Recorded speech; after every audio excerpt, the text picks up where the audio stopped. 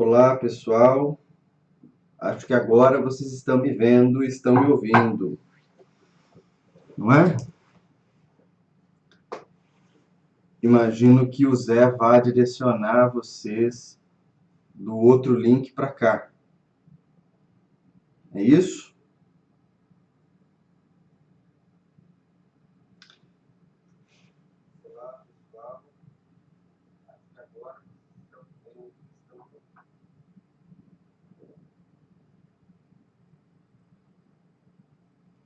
Ótimo.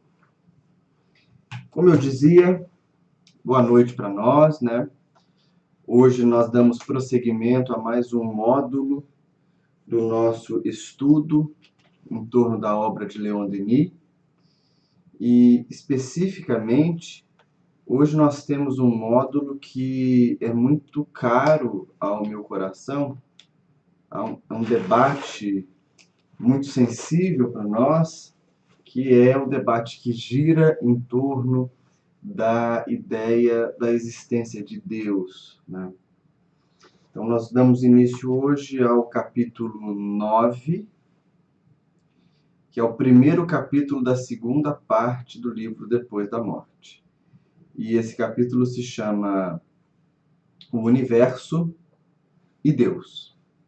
Na noite de hoje, nós vamos especificamente tratar da primeira parte do texto. O Denis tem um hábito de separar o texto dele por uns pontinhos. Então ele redige blocos de textos. E nós vamos até o primeiro bloco de texto, que é quando ele vai apresentar o argumento principal da tese dele a respeito de Deus, da criação do universo, de todas essas coisas.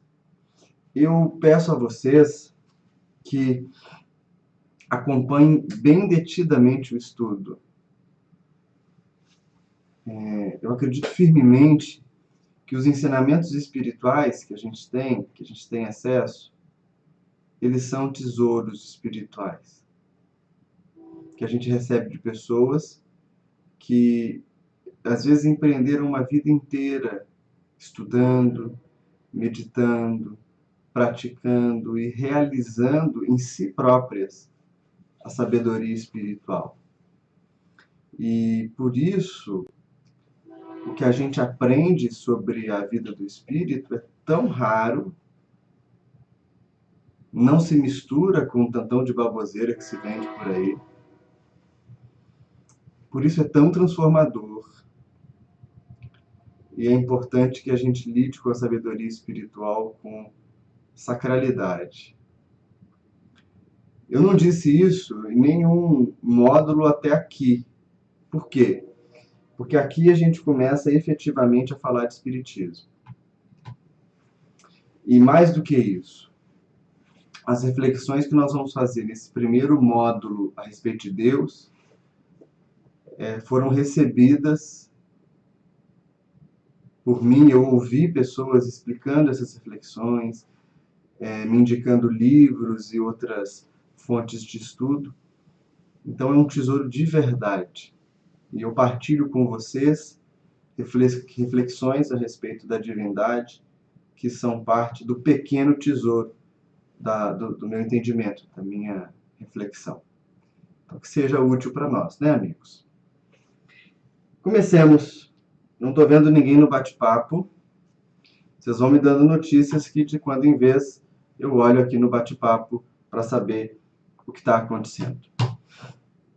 Depois que Denis estudou, então, a formação das religiões, depois que ele estudou a doutrina secreta como a seiva viva da realidade espiritual que penetra todas as coisas, ele, depois ainda também de ter falado um pouco sobre o materialismo, de ter falado um pouco sobre o positivismo, ele agora vai se debruçar sobre problemas metafísicos, né? Problemas que são transcendentais e que, portanto, superam a própria observância da matéria. É quando a gente entra, de fato, no campo da doutrina espiritual. E aí Denis abre o capítulo em que ele nos fala de Deus, dizendo que existe acima dos problemas da vida e do destino humano uma questão que é a questão de Deus. E a questão de Deus, ela se apresenta para Denis como um problema, porque na concepção espiritualista do mundo, Deus é necessário.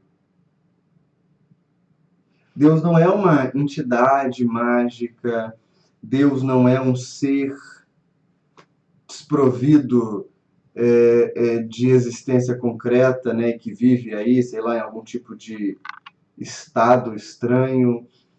Deus não é também uma criação cultural do homem. Para o espiritualismo, e portanto para o espiritismo, perdão, que são revisões do cristianismo, é o que eu queria dizer, Deus é uma necessidade. Ele faz parte do sistema estrutural do próprio universo. E por quê?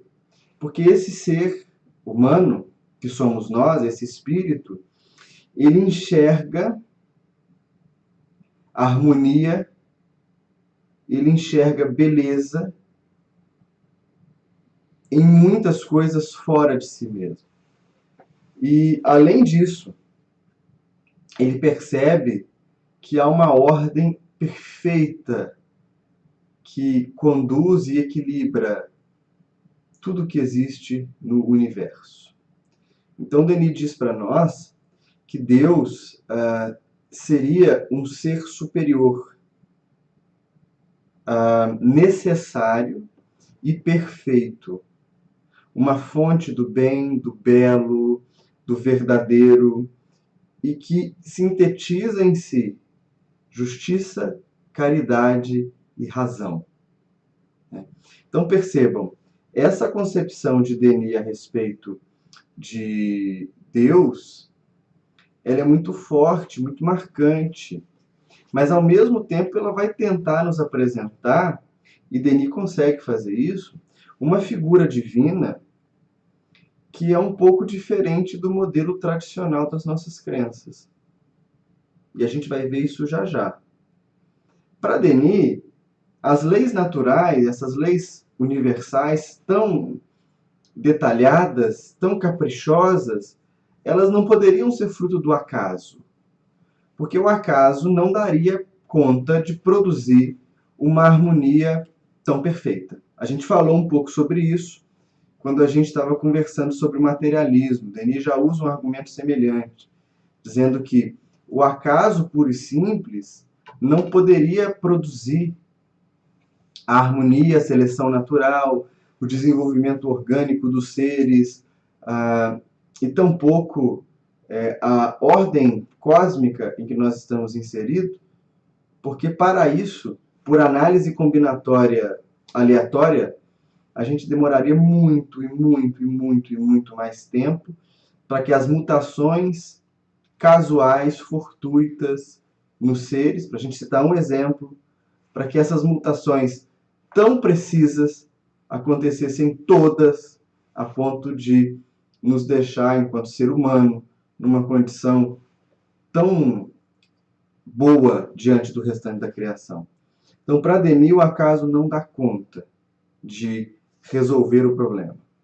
Ele também vai apresentar um argumento muito bacana, e esse argumento é especialmente interessante, porque mostra como que o Denis tinha sabedoria, porque ele vai dizer que Deus também, melhor, essa lei maior, essa estrutura maior universal, não pode ter sido criada pelo homem, porque essa lei, essa transcendência, ela se apresenta como eterna.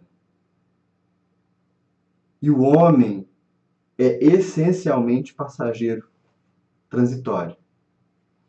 Aqui Denis ele faz uma afirmação simples, meus amigos, mas que é de profunda significação filosófica.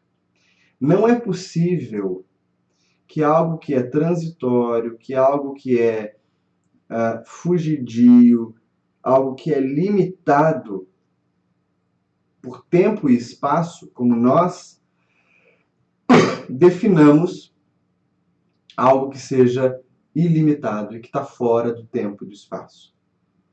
Não pode o recipiente menor conter o recipiente maior. Não pode a mente humana, que ainda é bastante relativa, criar a figura divina que é absoluta. O que faz com que o homem tangencie o conhecimento da divindade é uma noção de pertencimento que nós temos intuitivamente desse lugar espiritual, desse seio divino de onde saímos. Então, Denis vai dizer, bem, não é o acaso, assim como não é a cultura, não é a religião, não é nenhum critério humano o que dá origem a Deus. Deus é uma necessidade. E aí, vejam só como é que Denis é sagaz. Ele vai nos dizer, a mente humana, quando observa um ser qualquer, quando observa a existência de Deus, ela transforma Deus quase num indivíduo, né? Quase numa criatura. A gente tem muita dificuldade de perceber que Deus não tem forma, que Deus não tem uma aparência humanoide. E mesmo quando a gente consegue se afastar um pouco da imagem tradicional de Deus, que é Deus como um homem, né, velhinho, lá, o Deus tradicional das religiões cristãs, a gente imagina Deus como uma luz, imagina Deus como algo que, embora seja mais sutil, ainda é material. Só que, segundo o pensamento do Denis, segundo o Espiritismo, Deus não se adapta ao modelo existencial dos demais seres. Deus é vivo, mas não é um ser como nós somos. Ele não está sujeito à impermanência. Ele não está sujeito à transitoriedade. Teresa d'Ávila tem um poema famoso em que ela canta: nada te perturba, nada te espante. Tudo passa. Só Deus não muda. Esse atributo divino faz com que ele seja bem diferente de todos os outros seres. Então, toda vez que a gente tentar colocar Deus no molde de uma criatura, toda vez que a gente tentar colocar Deus numa forma, a gente se afasta dele. Denis vai seguir um caminho curioso e perigoso, mas como é o caminho do professor, o aluno vai junto, né? Denis vai definir Deus não como um ser, mas vai dar para ele uma feição de personalidade. Mas ele vai precisar explicar o que é a personalidade. Porque comumente, né, com frequência, quando a gente encontra a referência à personalidade em textos espirituais, a personalidade é a existência do espírito no tempo e no espaço. Vejam só, não é difícil. Vocês estão ouvindo o Vinícius falar. Vinícius é uma personalidade, né? O Vinícius é um espírito que eu não tenho memória do que fui nas minhas outras existências, não tenho clareza de várias delas. Então eu posso ter sido na outra vida mulher, posso ter nascido num outro país, posso ter tido outra tonalidade de pele, não é? Então esse espírito, que é maior do que essa vida que eu tenho hoje, nasceu, recebeu o nome de Vinícius, foi criado por uma família, viveu numa região, conheceu o espiritismo. Esse Vinícius, então, é uma personalidade. O espírito no tempo e no espaço. Todos nós somos personalidades. E na medida que o tempo passe, nós vamos nos tornando cada vez mais desprendidos dessa persona, dessa máscara, né? Só que Denis vai dizer que a personalidade que ele enxerga para Deus é uma personalidade depurada, né? Ele vai dizer assim, olha, Na sua mais alta acepção, personalidade é sinônimo de consciência. E aí ele vai dizer, Deus seria a personalidade absoluta. Seria a consciência absoluta. E aqui ele apresenta para nós uma chave para a gente entender todo o conceito espírita de Deus. Todo. Ele vai dizer, textualmente, Deus é infinito e não pode ser individualizado. Isto é, separado do mundo, nem subsistir à parte. Nós somos indivíduos, Deus não é um indivíduo. Deus não pode ser um indivíduo. Deus não pode ser contido por nada. Deus é absoluto. A Luísa pergunta assim, Vinícius, seria uma plenitude em si mesmo? Sim. Na tradição mística do judaísmo, Luísa, há uma definição de Deus muito interessante, que talvez seja aquela que eu acho mais pertinente também. A definição de Deus é, ou diz, Deus é aquele que é. Pronto. Tudo que você disser além disso, você esvazia Deus. Deus é. Deus é o infinito de todas as coisas. Deus é o conteúdo absoluto da vida. Ele não é um indivíduo. Guardem isso.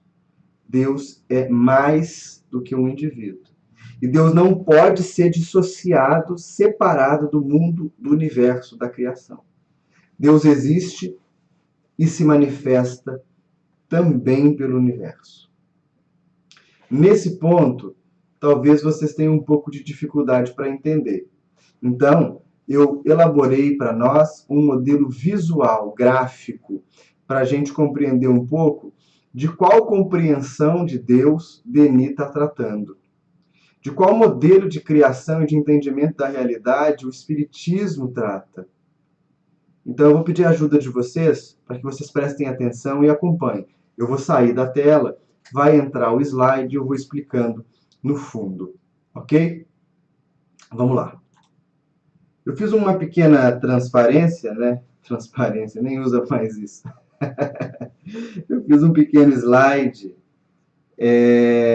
em que eu vou apresentar para vocês alguns modelos de concepção da criação. Vamos lá. Vocês já ouviram falar de politeísmo? Certamente que sim. E o modelo politeísta é o modelo mais antigo de relação do homem com Deus. Muito antigo mesmo. E o que ele diz? Bem, o politeísmo tradicionalmente enxerga que há uma criação, a criação ela é menor, ela é mais limitada, e os deuses se encontram separados da criação e disputam, de certa maneira, o controle sobre o mundo material. São deuses apaixonados, humanizados, que têm gostos, prazeres, desejos muito próximos aos humanos. É claro, pessoal, que a gente já viu nos estudos anteriores, lá na primeira série dos nossos estudos, na verdade, que boa parte dessa construção politeísta que a gente hoje lê nos livros de história da religião foi uma construção metafórica, não é? Como se esses deuses representassem aspectos da mente desperta. Então a gente já viu um pouco disso, mas serve como modelo de entendimento, né? Vejam, há uma criação e Deus ou os deuses estão separados dessa criação. O segundo modelo, que é um modelo monoteísta da criação e da relação dessa criação com Deus, a gente vai ver Deus e a criação separados, distantes.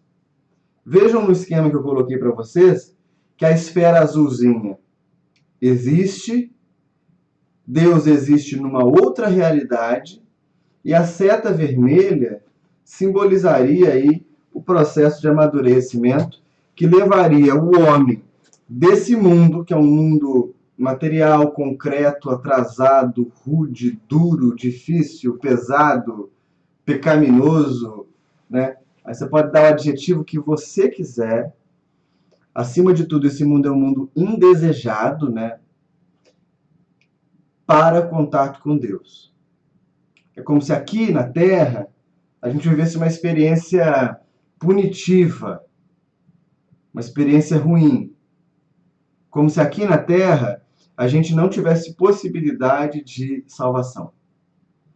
Esse, pessoal, é o modelo mais tradicional das escolas cristãs que existem. Criação separada de Deus e, portanto, a gente nunca encontra Deus plenamente no mundo. É daí a fonte que diz para nós que a gente deve negar o mundo, correr do mundo, fugir do mundo, porque o mundo em si mesmo é ruim. É essa a concepção que vocês estão vendo na tela. A terceira concepção que a gente tem é a concepção panteísta. Vejam aí, você tem Deus e a criação iguais, que é um conceito que Kardec ele combate. Kardec vai dizer que o panteísmo ele destrói toda a perspectiva de moralidade, de renúncia, sacrifício pessoal. E por que ele faz isso? Porque se o homem é uma gota d'água que quando sai da matéria se dissolve no oceano de Deus, qual o sentido da prática espiritual? Qual o sentido da moral? Qual o sentido da conduta reta, de uma conduta elevada? Por que amor? Por que não gozar unicamente? Esse modelo é um modelo que a gente vai ver em algumas comunidades primitivas, e aqui primitivo eu digo no sentido de organização social mesmo, né? Um panteísmo que acaba com a noção de individualidade. Muito presente, talvez, em algumas religiões da nova era, né, que misturam conceitos de interdependência com outros conceitos mais água com açúcar, né, para nós. Finalmente, a gente tem uma quarta concepção da criação e de Deus, ou da relação de Deus com a criação, que é a concepção presente no espiritualismo, de modo geral, e é a concepção espírita de Deus. Filosoficamente, a gente vai encontrar uma explicação sobre isso dentro de uma escola chamada monismo, né? E Emmanuel, no livro Emmanuel, responde um pouco sobre isso num tópico que se chama Algumas Questões de Filosofia, se eu não me engano, né? O que o monismo propõe? Esse ovo frito que vocês estão vendo aí na tela. E é uma outra forma de compreender Deus. Vejam, a criação que está representada pela esfera amarela, ela está totalmente contida em Deus. Totalmente. Mas há uma parte de Deus que está além da criação conhecida. Amigos, percebam a sutileza do pensamento. Tudo que existe é preenchido por Deus. Todas as coisas. Viu o que o Denis acabou de falar para nós? Que não é possível individualizar Deus, nem separar Deus do mundo. Deus não poderia existir à parte. Então a gente vai dizer que na criação conhecida, nessa criação que a gente consegue ver, tocar, em todas as coisas, Deus é uma presença imanente. Ou seja, Ele se manifesta através de todas as coisas. É isso que vai explicar, por exemplo, uma figura como Francisco de Assis, que chamava irmão Sol, irmã Lua, irmão Fogo, irmã Pedra, né? Ele reconhecia uma fagulha divina, uma presença divina, uma imagem belíssima de Deus na própria criação. Agora, há uma parte de Deus que está além da criação. Há uma parte de Deus que está fora do universo visível. Essa parte a gente vai chamar de transcendente, que é aí o pedaço verde da representação gráfica que eu coloquei para vocês. Pode ser um ovo cozido mesmo, Ceci. Vejam só, toda a criação está em Deus, mas há uma parte de Deus que transcende a criação. Quando que a gente chega nessa parte de Deus que transcende a criação? Quando a gente se torna espírito puro, que rompe o vínculo com a matéria. Ou, sem ser espírito puro, quando a gente tem ou fica diante de uma experiência mística. E o que é a mística? A gente costuma tratar a mística como algo menor, algo que não tem importância, algo que deve ser negado. Mas a mística é uma experiência não conceitual de pertencimento a Deus. Então, por exemplo, quando São João da Cruz, ou quando João da Cruz, que escreveu A Noite Escura, um poema espiritual belíssimo, muito importante para o Ocidente.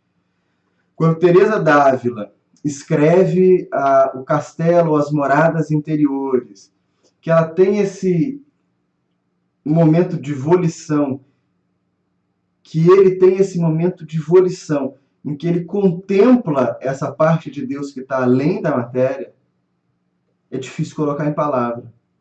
Então a gente vai ver que os místicos de todos os tempos, quase sempre, para explicar a experiência divina, compuseram poemas, canções,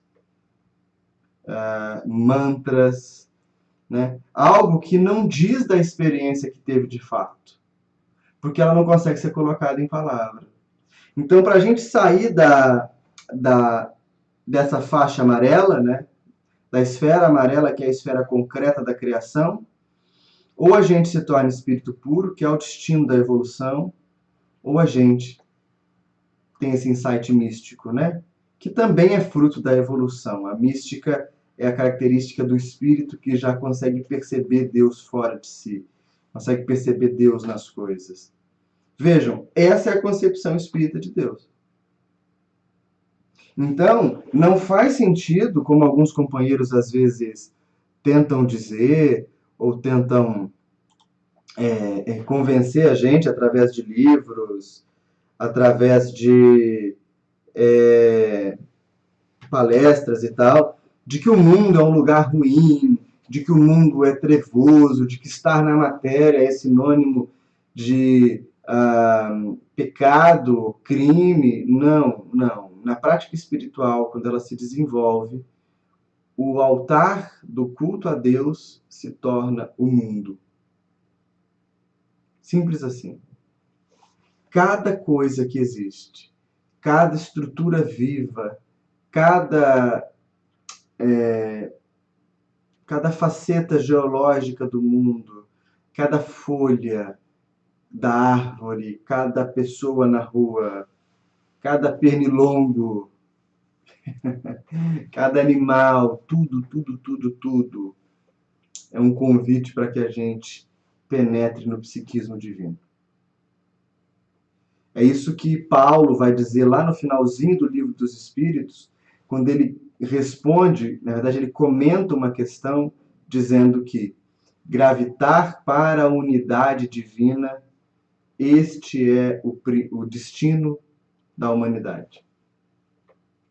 Ou seja, a gente começa a abrir mão de uma sensação de separação, de diferença, porque todos os seres se tornam convidados para a presença divina e nos convidam também, por sua vez, a essa apreciação. Exatamente a mesma coisa que vocês vão ler lá no Evangelho segundo o Espiritismo, na lei de amor, quando Lázaro escreve que o amor verdadeiro substitui a personalidade pela fusão dos seres. Ou seja, o indivíduo que constrói em si uma estrutura amorosa verdadeira, que revela esse amor que traz geneticamente de Deus em si, ele não pensa mais em si mesmo. Ele anula uma noção de separação. E ele se torna um amante da realidade. Daí não tem problema. Daí não tem problema. A dor não é uma dor insuportável. Nada disso se torna relevante para um espírito que atinge o grau de amor. A Luísa me pergunta se a gente pode ter espíritos não puros que têm experiências místicas. Pode sim. Porque a experiência mística para o espírito, ela tem a ver com a sua natureza e não com o seu entendimento. Porque se a gente fosse imaginar que só espíritos que têm um grau maior de conhecimento, de sabedoria, pudessem ter essa experiência de Deus, a gente diria que basta que você adquira isso para ter noção de Deus. E não é verdade. A mística, ela tem a ver com um reconhecimento da filiação divina, com uma noção de filiação, de pertencimento a Deus. O que é claro é que a gente vê pessoas que têm experiências místicas ou que não entendem, ou que se assustam, ou que deturpam isso porque quando voltam da experiência não entendem como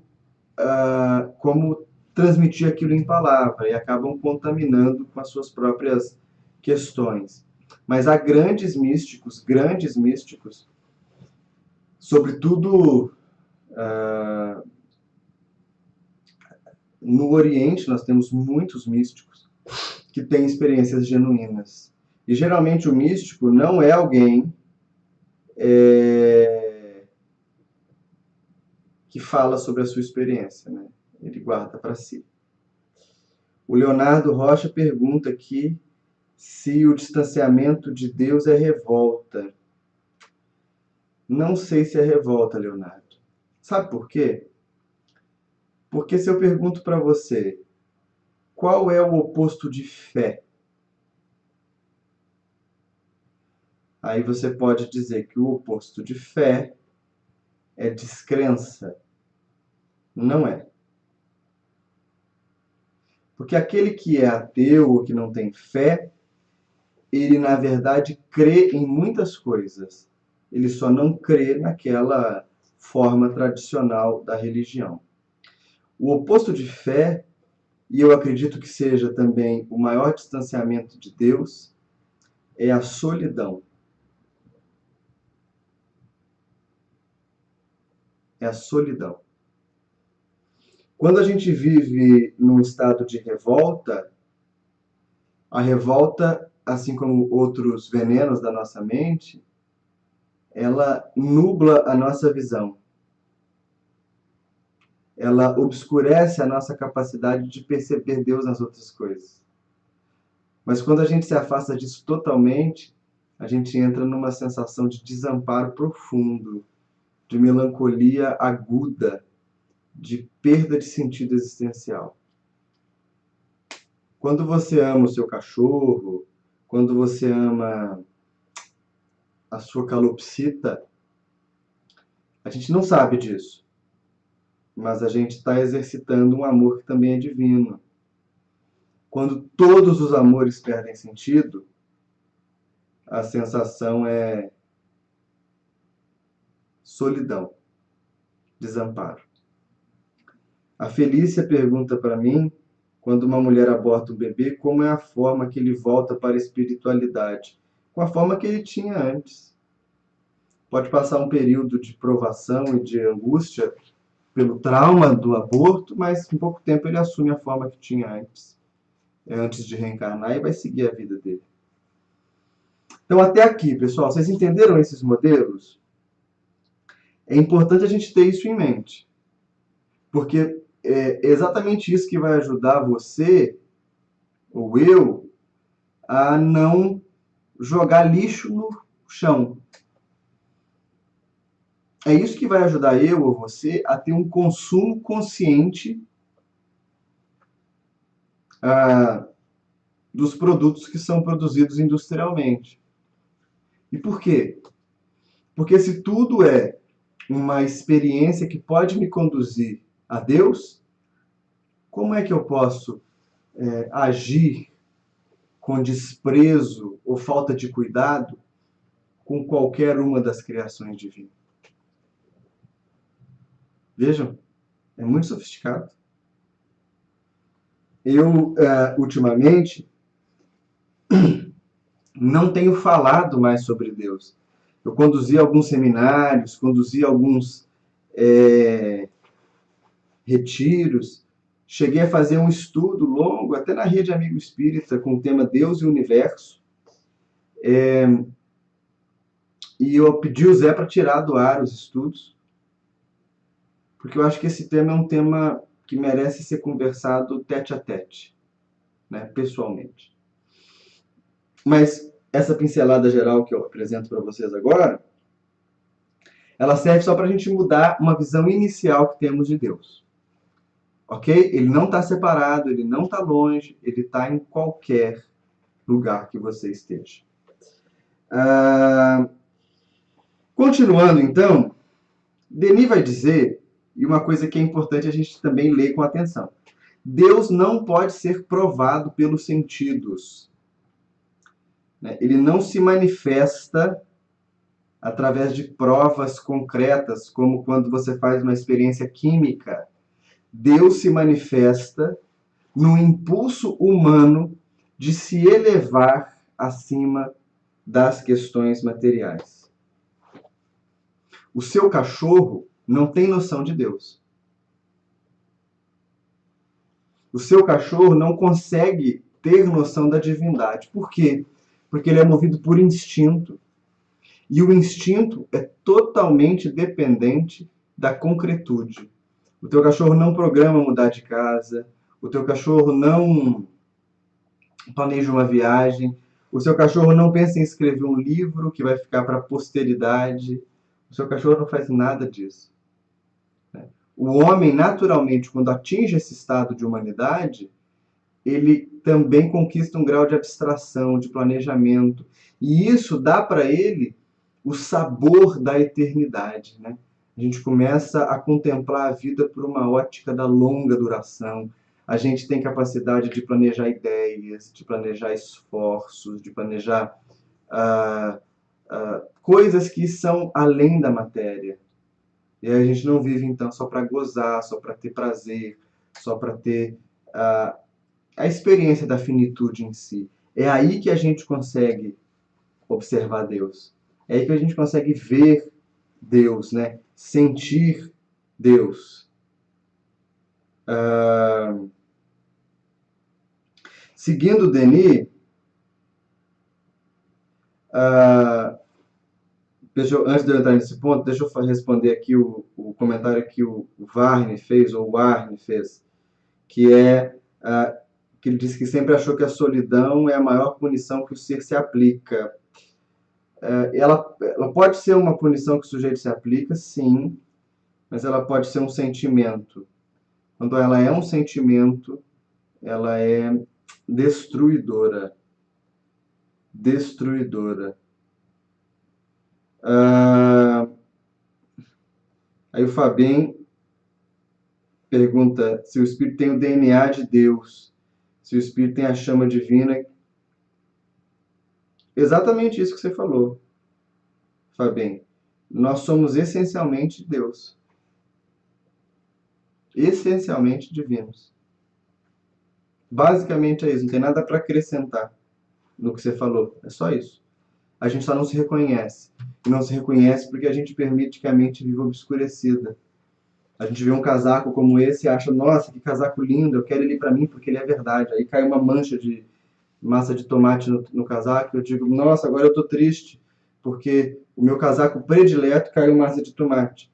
Mas nem o casaco, nem a massa de tomate, e nem eu que tô com essas ideias toscas, duro para sempre. Tudo é impermanente. E como eu insisto em tomar as coisas impermanentes como coisas definitivas, eu sofro. E aí eu fico distraído. Quando eu me distraio, eu não percebo a presença de Deus. Percebe? É isso que acontece. Denis vai falar para nós que existe uma objeção frequente ao estudo de Deus, e a gente já deve ter ouvido ela, quando alguém diz assim: ah, eu não quero saber de Deus porque as religiões fizeram muita coisa errada em nome de Deus. As religiões causaram crimes, causaram mortes, causaram problemas, tudo isso. É verdade? É verdade. Mas uma coisa não tem relação direta com a outra. Porque acreditar que Deus é uma revelação que foi dada para a religião é limitar demais o pensamento. As religiões interpretaram uma face de Deus. Deram forma para ele. E vejam, nós não acabamos de dizer que Deus não tem forma? Se ele tiver forma, ele deixa de ser Deus? O que acontece, meus amigos, é que Denis, inspiradíssimo, fala para nós que se a gente quiser descobrir onde, como, com qual finalidade existe esse ser supremo, a gente deve consultar 2 livros. E ele vai nos dizer, o primeiro livro que fala da existência de Deus é o livro do Universo, onde se inserem as obras divinas. Olha que bonito, gente. Não importa se o sujeito é ateu, se ele é crente, se ele tem um conhecimento elaborado do plano divino, não interessa isso. Uma vez que ele está lá no laboratório dele pesquisando uma vacina, ou que ele está olhando para o universo, nomeando estrelas, procurando compreender como surgiu o nosso universo, como surgiu a vida aqui no planeta, esse indivíduo está lendo o livro do universo. E ele fatalmente vai esbarrar com essa fonte da vida. A gente gasta muito tempo brigando porque a gente acha que as pessoas deveriam ser obrigadas a acreditar em Deus exatamente como nós acreditamos. Inclusive nós espíritas. Queremos empurrar a goela abaixo uma ideia que não precisa ser tida dessa forma. Então, a primeira fonte para que a gente aprenda sobre Deus, Denis vai dizer, observe a natureza, o universo. A segunda forma, o segundo livro que a gente deveria ler para compreender Deus, segundo Denis, é o livro da consciência, onde se inscrevem os preceitos da vida moral. Se nós analisarmos o mundo à nossa volta e analisarmos a nossa própria estrutura mental, fatalmente estaremos conectados com Deus. Mesmo que você se diga não crente, mesmo que você seja materialista, olha como é que isso é revolucionário. Porque o materialismo é prejudicial. Mas um indivíduo que não tem uma crença religiosa, que não aceite Deus como as instituições o definem, que estude a matéria para beneficiar outros seres e faça isso por um dever de consciência, sentindo que é indigno viver no mundo em que pessoas são exploradas e morrem, esse indivíduo está muito mais conectado com Deus do que talvez eu que estou fazendo o estudo para vocês. Percebem? Aí está o ponto. Deus não criou religião. Deus não criou doutrina. Deus criou o universo. E, na verdade, Deus criou provavelmente mais de um sistema de universos, né? Sistema de universos. Nossa cabeça explode se a gente for por aí. Mas é o que acontece. Esse é o roteiro, esse é o mapa para a gente aprender sobre Deus. Daí, se você quer ter uma prática espiritual fecunda, se você quer ter uma prática espiritual verdadeira, leia muitos livros. Mas se você só lê livros, isso não vai fazer nenhuma diferença. Você vai ser só um ignorante motivado. Isso não é bom. O conhecimento deve servir como lente para que eu olhe o mundo. E a minha relação com o mundo para que eu enxergue o espelho da minha consciência. Se você observar a si mesmo, a sua prática floresce. Se você separa um tempo por dia para se recolher em oração, alguns minutos que seja, se você procura silêncio, se você observa quais pensamentos visitam a sua cabeça repetidamente, ali você começa a perceber, a notar essa presença absoluta de Deus. É nesse oceano que desaguam todas as religiões. E que também deve desaguar o Espiritismo. Deixa eu ver aqui algumas questões que vocês colocam. O Leonardo fala, Vinícius, no estado atual humano, Deus não seria para nós uma ideia porque não o conhecemos? Ele é uma ideia porque a gente insiste em não conhecer o Leonardo. Ele é uma ideia porque a gente insiste em acreditar que ele está em algum lugar distante, olhando e cuidando do mundo. Deus é sensação. Deus é presente. Eu faço questão, quando eu autografo os livros que psicografei, de inserir algumas frases, que são frases que se tornaram paradigmáticas para o meu entendimento do Espiritismo. Uma delas é, Deus seja presente. Então, ele é uma ideia quando a gente teoriza muito sobre ele. Mas Deus é presente na beleza rústica das coisas. Tudo é belo para Deus. A gente é tão afastado dessa concepção de Deus presente que a gente olha uma outra pessoa na rua e fala, que pessoa feia. Só de dizer que alguém é feio, a gente está demonstrando que a gente tem um entendimento espiritual primário. Porque tudo que existe é emanação de Deus. Então o jeito pode até não me agradar, mas isso não faz a menor diferença. Por aí que segue o caminho. A Vânia fala que para mim Deus é o universo, e a Roberta, Deus é a razão da vida. Vocês duas estão de acordo com o Denis, né? Deus é tudo isso mesmo. A Valéria me fala, vou assistir seus vídeos. Vinícius, assistir seus vídeos tem trazido um entendimento maior nos estudos que participo da memória de um suicida. Verdade. Porque os espíritos superiores, eles tratam dessa abordagem, às vezes de maneira mais rápida, né? Porque eles não dedicam muito tempo para isso, já que existem questões objetivas que podem ser mais prementes. Mas quando a gente para estudar filosofia, abre a cabeça mesmo, os estudos tornam mais claros. A Felícia pergunta por que a raça humana é tão cruel com os animais. Porque a gente é movido por um princípio de prazer, Felícia. E esse princípio de prazer, alguém disse para nós e a gente acreditou, que felicidade é sinônimo de prazer. E que prazer é sinônimo de gozo, de fruição. Eu uso várias vezes a palavra gozo, vocês devem ter reparado, né? E quase nenhuma delas eu uso com conotação erótica ou sexual. É com sensação de prazer mesmo.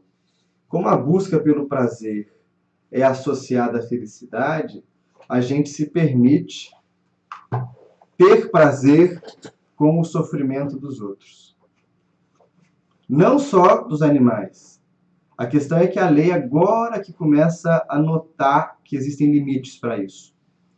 Porque se a gente não tivesse leis que impedissem que a gente obtivesse prazer pela exploração de outras pessoas, a gente faria isso.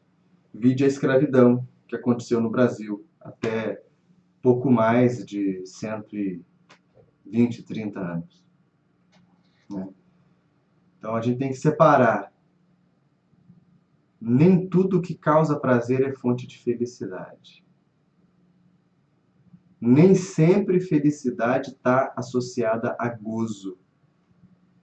O pai que faz economias, a mãe que faz economias para pagar para o filho um curso, um estudo, uma escola, vai certamente sofrer privações.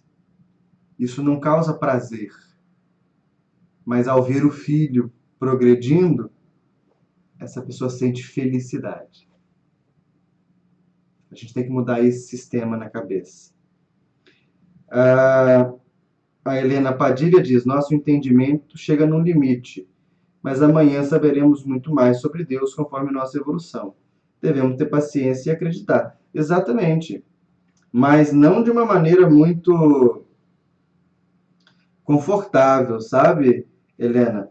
Porque nós já tivemos, depois de Kardec, que é quem apresentou primeiro esse argumento do tempo, né? Os espíritos diziam: oh, vocês não têm entendimento mais e tal. Depois de Kardec, a gente teve muito avanço na ciência, na filosofia, na psicologia, na biologia. A gente teve muitos entendimentos renovadores. Então, hoje a gente tem condição de ter uma concepção de Deus mais elaborada e mais complexa do que Kardec teve lá atrás. Não porque a gente seja melhor do que Kardec, mas porque a gente tem acesso a mais ferramentas. Tudo bem? Indicações de livros.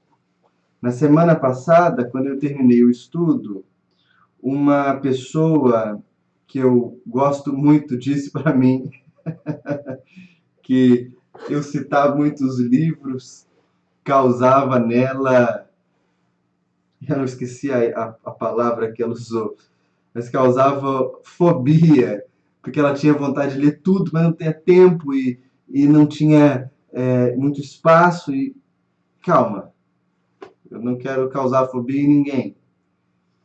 Nesse módulo de Deus, eu não vou indicar muitos livros, porque os melhores livros sobre Deus são livros não espíritas, mas que precisariam de uma leitura acompanhada, entendo eu.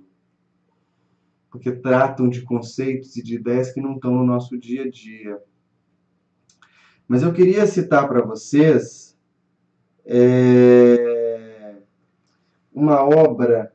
É a primeira vez que eu estou citando um livro que foi psicografado por nós aqui no estudo, né? Foi psicografado por mim. Esse livrinho aqui, chamado A Educação entre Dois Mundos. Ai, minha mão é torta, olha. A Educação entre Dois Mundos. Ele foi psicografado por nós no ano de 2016. Isso mesmo. Foi o primeiro livro da nossa mediunidade. O autor, que é o espírito que usa o pseudônimo de Cristiano, ele foi alguém que militou no movimento espírita, mas ele preferiu não se identificar.